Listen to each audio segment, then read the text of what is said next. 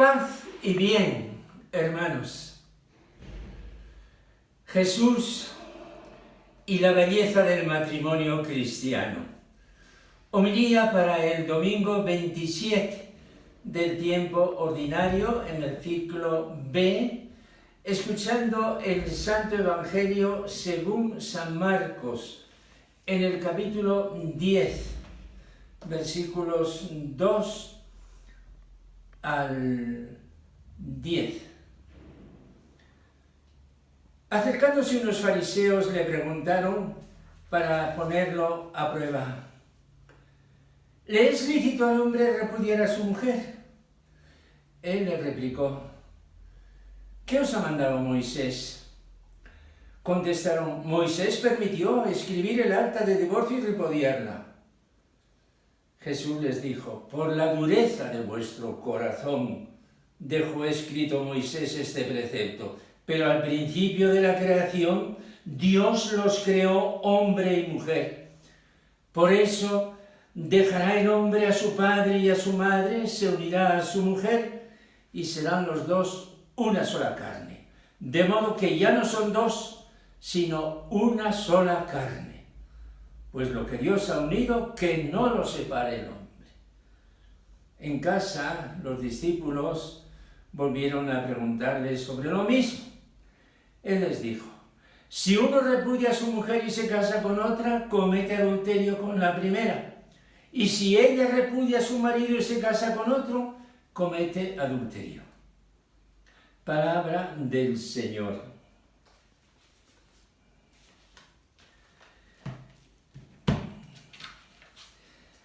Hermanos, este evangelio en torno al matrimonio habla de dos cosas: de la belleza extática del matrimonio según el proyecto de Dios y de la fealdad del divorcio y del adulterio, un pecado cuya responsabilidad recae lo mismo en el hombre que en la mujer, porque los derechos matrimoniales del uno y del otro son los mismos. No tiene más derecho el hombre que la mujer para divorciarse. No tiene más derecho la mujer que el hombre. No es más pecado el adulterio del hombre que el adulterio de la mujer. Y lo mismo, no es más pecado el adulterio de la mujer que el adulterio del hombre. Es muy duro que para hablar del matrimonio nos olvidemos de la belleza suprema del matrimonio y comentemos las dificultades, los fallos, las irregularidades. Es muy penoso hablar de estas cosas feas, aunque sean harto reales. En esta homilía, y esta vez, yo no voy a hablar de los matrimonios rotos. Yo voy a hablar de la belleza del matrimonio en sí, tal como Dios lo pensó. Queremos olvidarnos de Moisés para volver nuestros ojos a Jesús, solo a Jesús. Hablemos pues de estos tres puntos: el matrimonio que Dios fundó, el matrimonio que Jesús ratificó, y el matrimonio de dos jóvenes que con toda la ilusión de su vida unen su amor para siempre ante Dios. ¿Cuál es el matrimonio que Dios fundó? Para entender lo que Dios proyectó, tenemos que abrir, hermanos, las dos primeras páginas de la Biblia. Son dos relatos diferentes, los dos presididos por el mismo Dios, con la misma finalidad: la gloria de Dios y la dignidad y la plenitud y la felicidad del hombre. Dice el primero: dijo Dios, hagamos al hombre a nuestra imagen y semejanza, que domine los peces del mar, las aves del cielo, los ganados y los reptiles de la tierra. Y creó Dios al hombre a su imagen. A imagen de Dios lo creó, varón y mujer los creó. Dios los bendijo y les dijo Dios: sed fecundos, multiplicaos, llenad la tierra y sometedla. Dominad los peces del mar, las aves del cielo y todos los animales que se mueven sobre la tierra. Varón y mujer los creó. Así dice la Biblia, y es clara la intención, varón y mujer. Y los bendijo. Y les regaló en esta bendición dos poderes. El poder de ser fecundos y poblar la tierra, y el poder de dominar la tierra.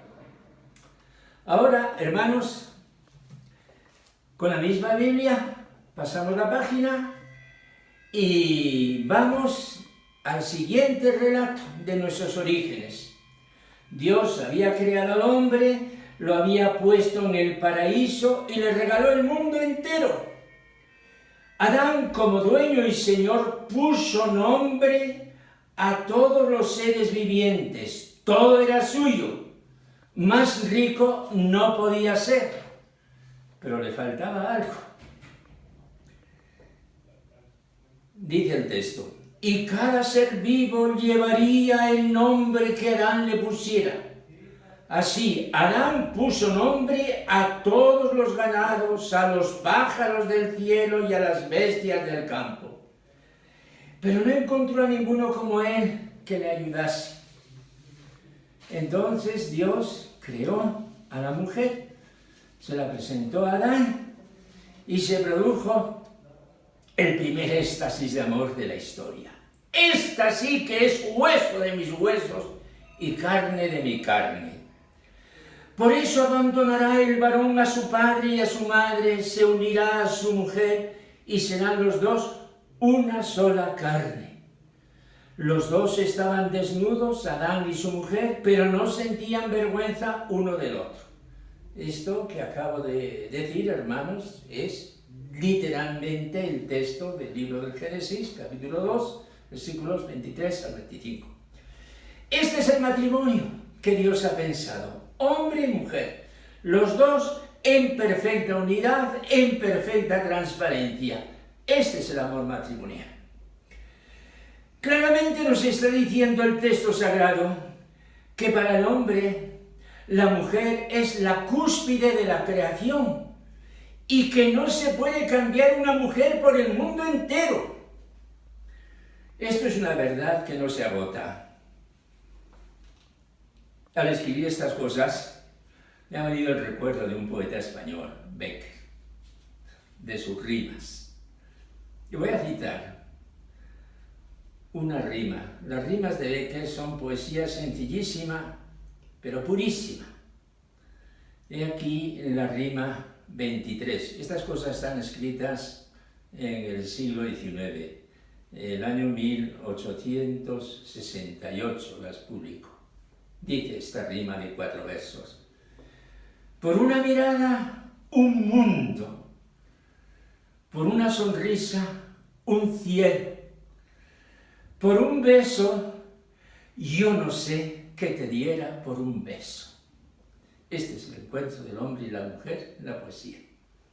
Este es el matrimonio de Dios. Y entonces preguntan a Jesús por qué Moisés permitió el matrimonio, el divorcio, que es como preguntarle por qué Moisés cambió el matrimonio. Efectivamente, Moisés cambió el matrimonio, rebajó el matrimonio, y eso fue por el pecado del hombre. Jesús habla de la dureza de vuestro corazón. Y ahora Jesús quiere restaurar el matrimonio. Él quiere volver al matrimonio primero, cuyo modelo fue el Génesis. Dice el Señor, al principio de la creación los creó hombre y mujer. Jesús quiere dar marcha atrás, al origen, recuperar el bello proyecto de Dios, que en realidad no es una marcha atrás, sino una marcha hacia adelante. El matrimonio en la comunidad mesiánica de Jesús es esto: uno con una y para siempre. Y embellecido con un amor que Adán y Eva todavía no habían conocido. San Pablo llegó a escribir: maridos, amad a vuestras mujeres como Cristo amó a su iglesia. Él se entregó a sí mismo por ella, para consagrarla, purificándola con el baño del agua y de la palabra, y para presentarla gloriosa, sin mancha, ni arruga, ni nada semejante, sino santa e inmaculada. San Pablo nunca dice que las mujeres obedezcan a sus maridos, no. Las mujeres no tienen que obedecer a sus maridos, los hijos tienen que obedecer a sus padres. Pero la relación de la mujer con el marido no es de obediencia, sino de armonía, y San Pablo establece ciertamente una jerarquía, pero sobre este tema no quiero entrar. A los jóvenes cristianos que buscan el matrimonio, la Iglesia les propone este ideal. ¿Es posible este ideal para la legislación civil? Ciertamente no. El matrimonio, en un tanto por ciento muy elevado, es un fracaso. Para el Evangelio sí es posible el matrimonio que Jesús ha pensado. Con su gracia es posible. Y entonces el matrimonio es fuente de los gozos más puros que Dios tiene preparados. Estamos hablando de estas cosas, hermanos, en el momento en que los obispos de todas las conferencias del mundo están reunidos en Roma del 3 al 28 de este mes de octubre en el sínodo ordinario número 15 de los sínodos que se han dado en la Iglesia después del concilio, estudiando un tema que ha sido largamente preparado: los jóvenes, la fe y el discernimiento vocacional. A ver, un joven hacia dónde se orienta en la vida. No queremos decir el discernimiento vocacional religioso, sino el discernimiento vocacional humano. Este documento, que es el tema de discusión y que lo tienen en sus manos los obispos, pues hoy lo podemos leer en internet. Antes los documentos eran reservados, hoy no, ya desde hace varios sínodos. Y todos los interesados los podemos leer. Allí están 3 obispos de España, el de mi diócesis de Calahorra, el de don Carlos Píbano, el de Barcelona, don Juan José Omeña, el de Valladolid, que es el presidente de la Conferencia Episcopal, y 4 obispos de México, el de Tapachula, el de Nezahualcóyotl y un auxiliar de Tlalnepantla y de Monterrey. Voy a concluir haciendo una súplica a Jesús. Señor Jesús, muy alto has puesto el ideal del matrimonio que quieres para tus discípulos. Pero en ese matrimonio está nuestra perfecta liberación. Danos la gracia y la esperanza para que el matrimonio se realice ese ideal de amor y de fecundidad que tú y tu Padre nos habéis propuesto. Amén. Paz y bien, hermanos.